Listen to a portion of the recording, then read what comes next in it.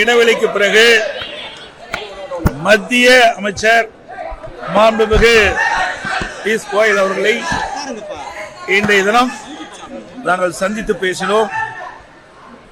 கிட்டத்தட்ட தமிழகத்தில் இருக்கின்ற நிலவரங்கள் குறித்து அவர் கேட்டறிந்தார்.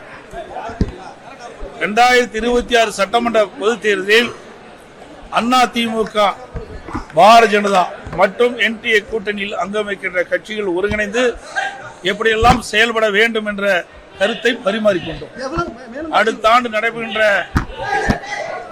தமிழகத்தில் நடைபெறுகின்ற சட்டமன்ற பொதுத் தேர்தலில் அனைத்து இந்திய அண்ணா திராவிட முன்னேற்ற கழகம், பாரதிய ஜனதா மற்றும் தேசிய ஜனநாயக கூட்டணியில் அங்கம் வைக்கின்ற கட்சிகள் ஒருங்கிணைந்து மக்கள் விரோத திமுக ஆட்சி அகற்றப்பட வேண்டும். அதற்கான திட்டங்களை நாங்கள் இப்பொழுது ஆரம்ப கட்ட பேச்சுவார்த்தை நடத்திக்கின்றோம். இன்றைக்கு தமிழகம் முழுவதும் மக்கள் ஒரு கொந்தளிப்போடு இருக்கின்றார்கள்.